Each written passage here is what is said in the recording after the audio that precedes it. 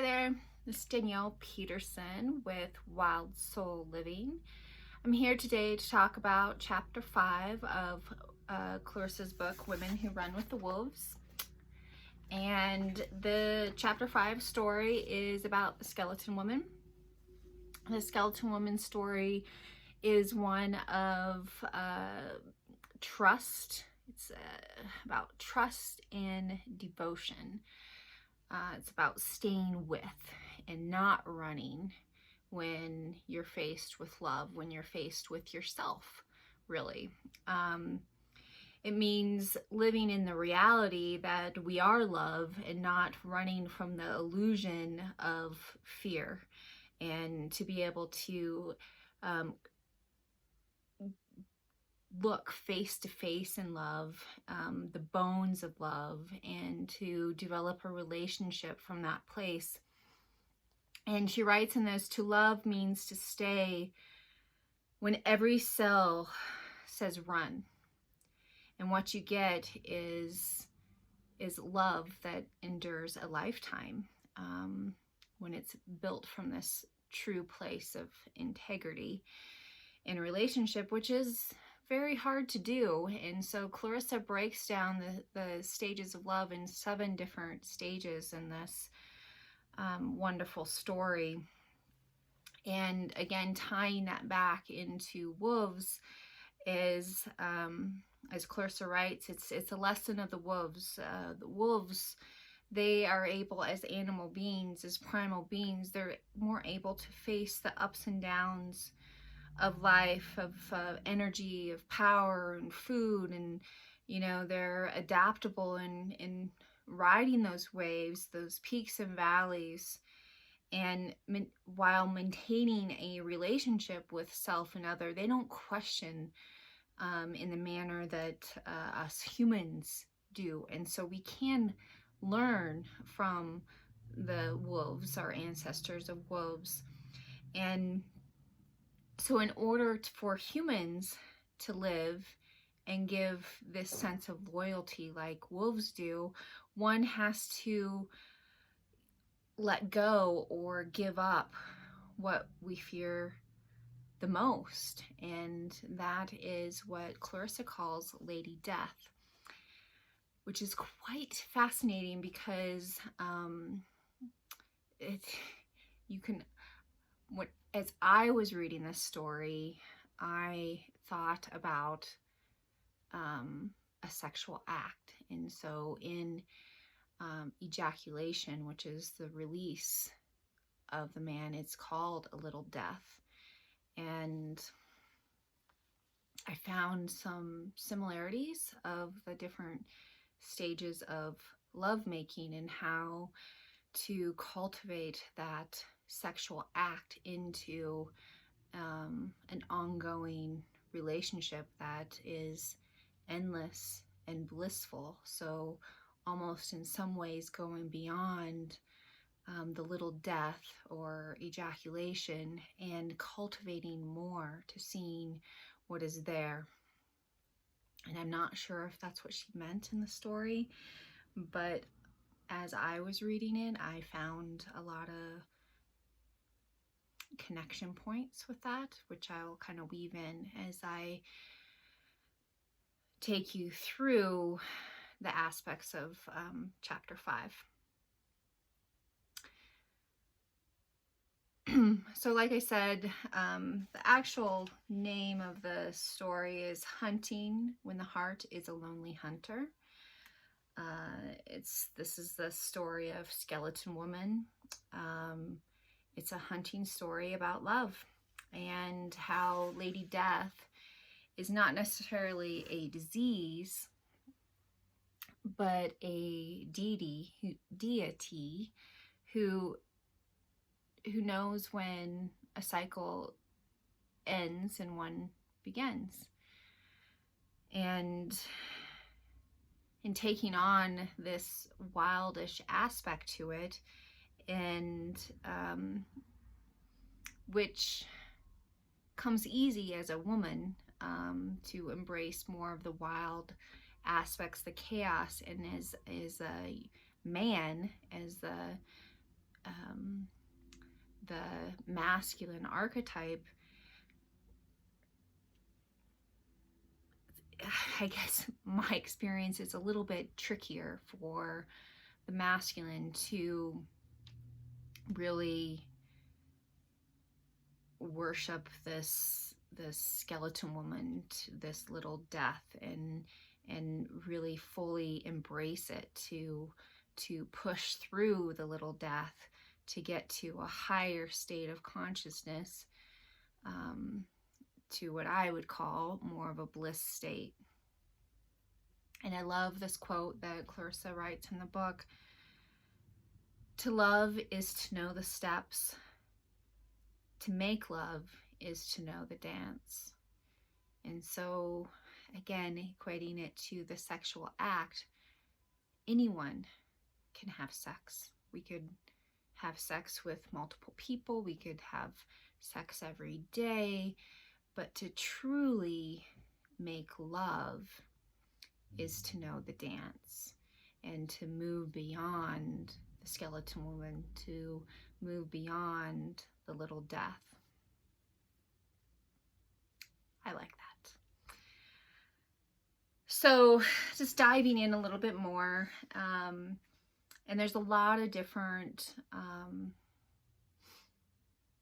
revisions or years. I have one of the first editions of the book, so my page numbers might be a little off when I reference the pages. So just kind of know that it might be 1 or 2 pages here or there, but I trust that you can find it.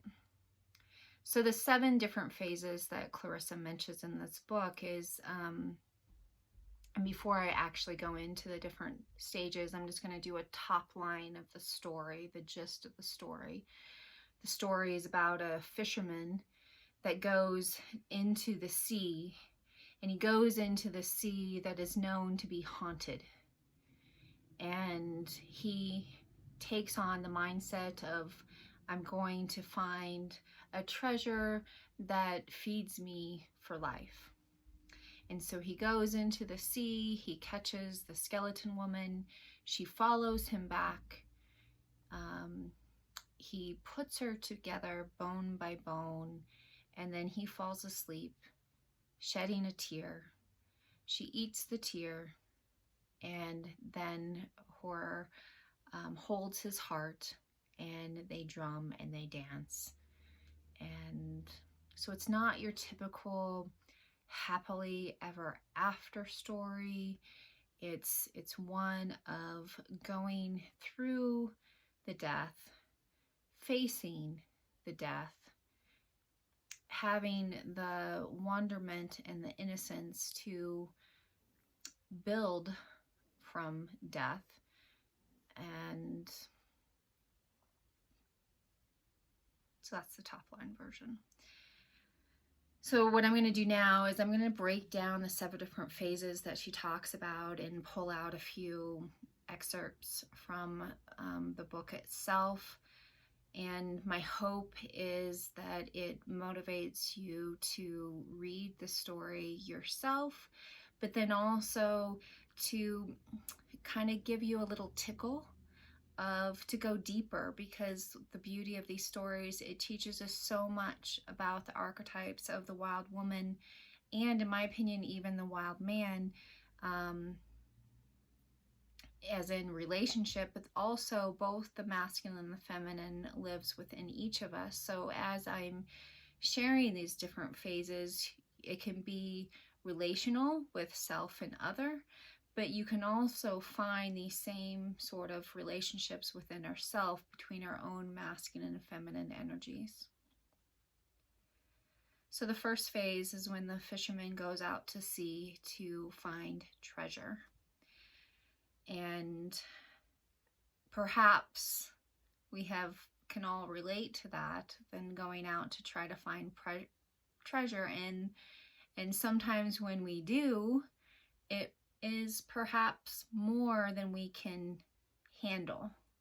So Clarissa says it's like the metaphor is fishing into the unconscious, and fishing into our unconscious self. So we want it, we long for it, but then we pull it up and we're like, oh shit, I don't want this. I want to put it back. Leave me alone. I don't want you here anymore. So when he goes out for the first day finding the treasure, and here's a quote in the book, and he says, I hope I get a big one that will feed me for a long time to come, one that will excite me, make my life easier, one I can brag about to all the hunters back home. And this is on page 138. I think we can all relate to that in the seeking of love. And dreaming of the perfect love is so easy. We all do it in some way, shape, or form, whether it's to love ourselves more or to love someone else. And we pretend that love is without illusion, about the pretense that comes along with this superficial expectation of what love is, you know, the excitement, the thrill of all of it, which finding that treasure, finding that one, and then you pull her out and she isn't quite what she seems to be. So you deem her or him as no longer a treasure, and you want to pick her or him apart about everything. So to find love is to let that illusion of what love is to die, to let part of ourselves, our ego, to die. You know, this need and a hunger within humans to the greed for having it all, for wanting to have it all be so beautiful and so yummy, because love causes us to be happy and powerful, and all of that. Really, when you're first finding that treasure, it's exciting, but then you pull it out and you're like, oh shit. And then you move to the second phase that she calls the chase and the hiding. So we pull this treasure out, and then we start seeing him or her for what they are, and then you start kind of thinking, well, I can do better. I don't want to give blah blah blah up. I don't want to face my own wounds. You know, we all want it to be easy, and once the excitement of the treasure wears off, and we begin to maybe see it with different eyes, and during the second phase of the chasing and hiding it's often a time, as she writes, where our thoughts start to get jumbled together. Like, I want her, I don't want her. And then you start, you know, he's rowing back at this point, and the skeleton woman continues to chase him. And he wants to get rid of her and hide from her. And to relieve himself of the cycles of the wild nature, which is the death of the treasure. She's no longer a treasure to him, and he wants her to die. He wants her to leave her alone. And so this is the phase 2. And so ultimately, the best way to respond to this phase, as she writes, is through conviction and wonder. And so he finally makes it to the shore, and then he starts entering the third phase, which is untangling the skeleton. The human body has over 200 bones, so in this part of the story, he puts her together bone by bone, and this is proving his intention in the relationship. And I get a little emotional with this, is because how often do we check in with our own intention to actually see someone for who and what they are. I find that to be very rare in the human experience, that we project and our intentions get really muddled together, and we spend so much of our time hiding and chasing within relationships. But if we slow down and really take on that sense of wonder and curiosity, we can check in on our intention. And so the fisherman starts to put the skeleton woman, bone by bone, 200 and some bones, back together. And with this sense of conviction and wonder of her pieces and her parts, and finding the patterns within her. And it's so much easier to think of the treasure and think of these beautiful parts. It's way more difficult to check in with your intentions and you know, the muck of it all, and untangle. Like, he had to untangle all the bones together and put them back together. I'm like, that's a freaking mess, complete chaos. Like, where do you even start, right? And so it's not very beautiful at first. It's muck. And she goes to say, I think it's on page 146, that it's easier to think of higher and beautiful thoughts, and we have our own, we all have this own secret hunger to be loved. We all want someone to perhaps put us back together, right? But so often it's this secret hunger that I feel like all humans have within them to be loved is disused and misused when we start to look ugly, when our bones are disheveled, our bones are chaotic, they're not in line, and they're seen as no longer beautiful of what the love we are, and we become fearful of these deep bones. And so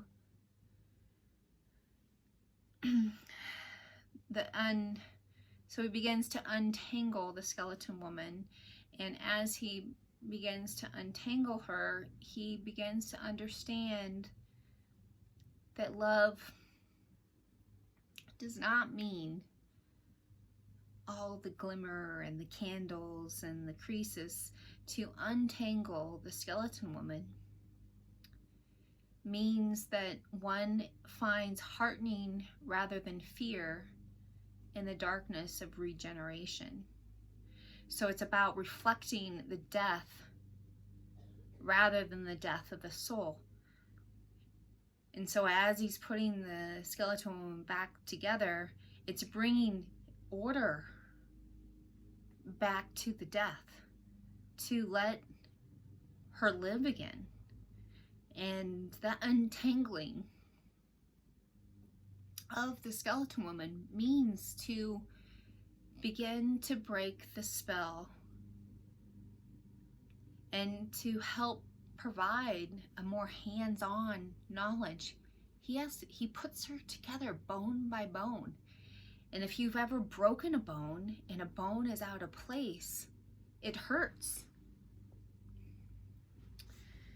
And your body is not held up properly if a bone's out of place. But he stayed with it, and he put together her bone by bone with tenacity to really stay with her. And so then after he puts her together bone by bone, moving into the fourth slave, which is the sleep of trust. He falls asleep. When we're asleep, we return to our innocence. It's a process of surrendering to the forces within ourselves. So he returns to his innocence in the sleep, and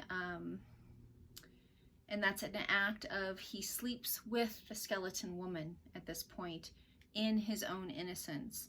And as he does that, he moves into the 5th stage, which is giving the tear. And so the tear is comes from the man himself, in allowing himself to bind up his wounds, to shed his tear, and he allows himself to be seen by her. It's a symbol of a self-destruction process, to cut away from what no longer let go. So he returns to innocence, and then after he returns to innocence, to sleep, he sheds a tear, and the tear is a way of him letting go of the man is healing.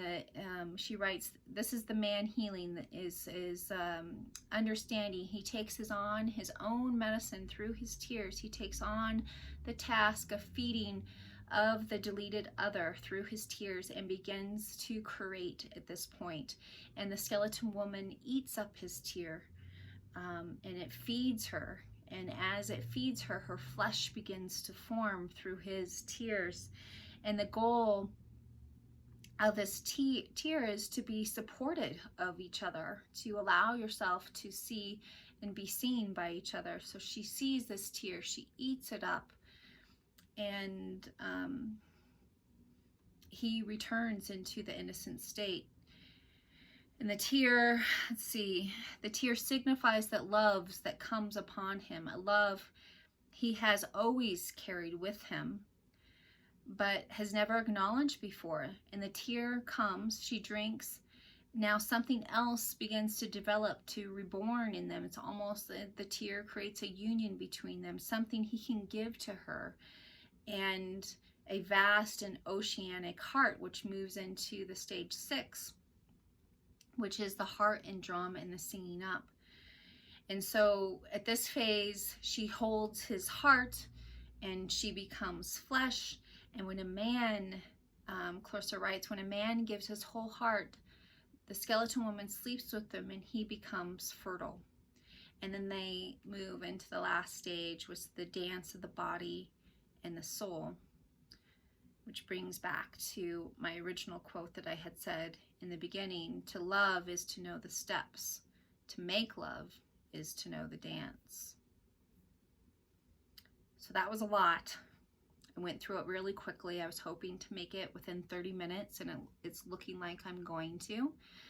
And there's so much more in this story, and I encourage you to read it yourself and begin to contemplate your own vantage points, how it relates in your own life, your relationship with yourself, and if you have a partner or a significant other, what sort of dance are you making together?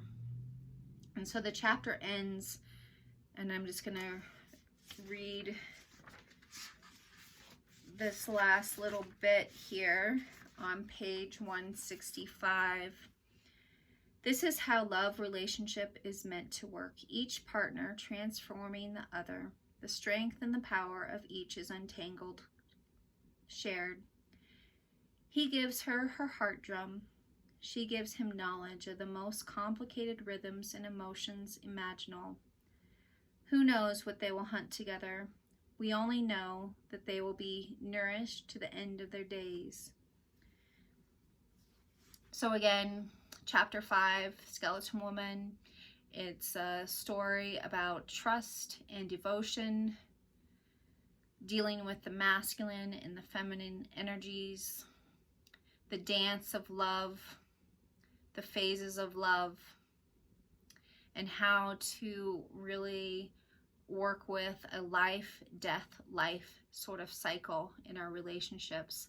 How death can be seen as a powerful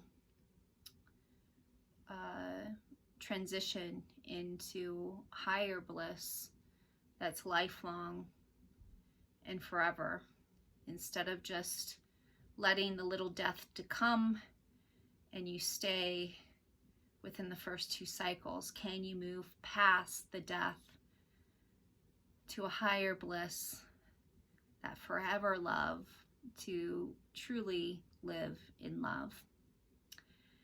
Please subscribe to my channel. I'll be posting more chapters soon. Check out my website at daniellewildsoul.com. I will see you soon.